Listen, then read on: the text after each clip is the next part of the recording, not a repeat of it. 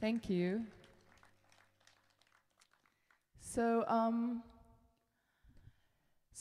why don't you guys ask me some questions? We have a mic somewhere. Heather's gonna go grab it. Heather has a mic. If you have any questions about anything, I mean anything, just ask. I mean, make sure it's a question that I might have an answer to.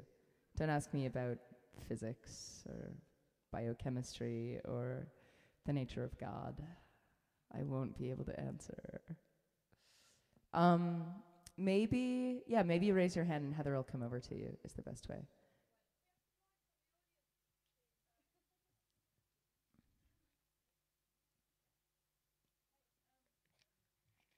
Oh, can you put that mic in the PA so we can hear it? There you go. Hi. Hi. I'm in a band, and we gave you a bunch of stuff in a box earlier. We generally have a question as we've got the musical side down, we're good at what we're doing, but it's the business side that we're starting to have to get into, like databases of fans and content for websites and stuff. What's your view of having to do that sort of stuff with music now instead of just turning up and doing a gig and going home? Yeah, that's a good question. You definitely can't just turn up and do a gig and go home, especially nowadays. The way things are going, if you're in a band and you want to achieve, some level of success outside of just locally, the playing field has really changed because the ideas that we all had growing up with, like in the 80s and 90s, are gone.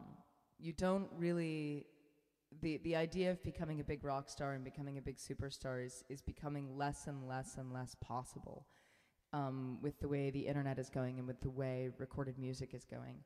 And I mean, I would give people the same advice that I would have given them 6 years ago, which is the most fundamentally important thing you can do is take care of the fans that you already have and stay in touch with them and be very human with them and be an avid collector of emails everywhere you go. Like, make sure you're very anal about your mailing list. One thing that I see bands screwing up all the time is that they'll run around doing everything and stuff, but they'll forget to put their mailing list out when they're touring, and that is, like, singularly, it's one of the most important things you can do, because you can get all sorts of things right, and you could get a song on the radio, or you could get all sorts of opportunities coming at you, but there's only could you turn that mic off when the question's not being asked, because it's just rumbling around.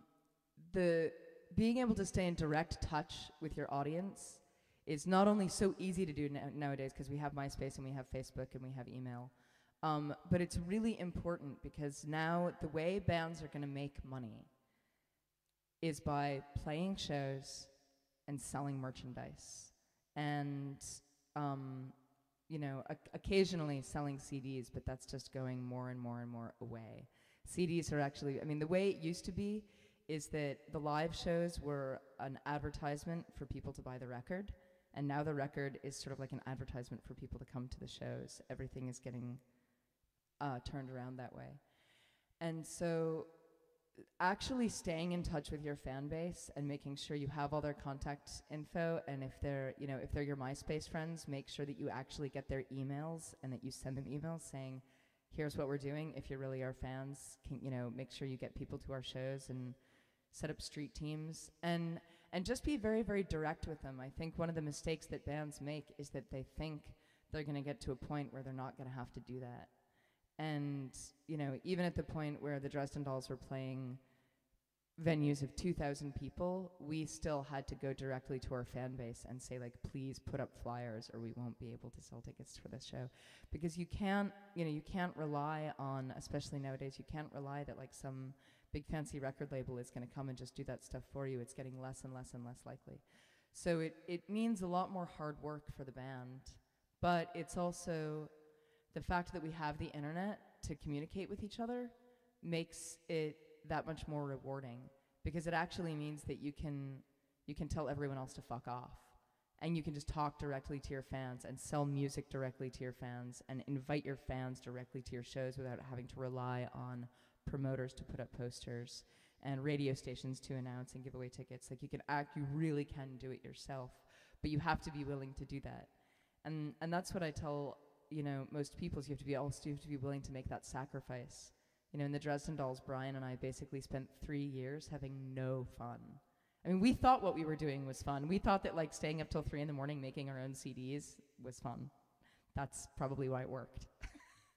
But you have to be willing to just make that sacrifice and just like give all your free time to the band, and it warps your head a little bit because you start looking at the whole world through the view of like, oh my God, I'm going to a party. Maybe I can get that person's email and put them on our mailing list. I'm going to go follow them to the bar. It's like it can really be a mind fuck. But I think in closing, to sum up all of those things, that maybe the most important thing is to know that it's going to be a constant road of hard work. One of the things that I was deluded about being in a band was that there was going to be this magic moment where like everyone would just start doing everything for us. And that actually never really happens. Even when you have a manager and a booking agent and a lawyer and all these people helping you, the amount of work that you need to put in personally, if you want your fan base to remain real and your shows to remain really good and the aesthetic to be personal and yours, that amount of workload, it might become easier and you might be able to delegate more tasks, but it's never like some, exciting group of experts comes in and saves you. I think that's a common delusion that I'm finally over. Kind of, hopefully. Let's get another question. Sorry, that was a really long answer.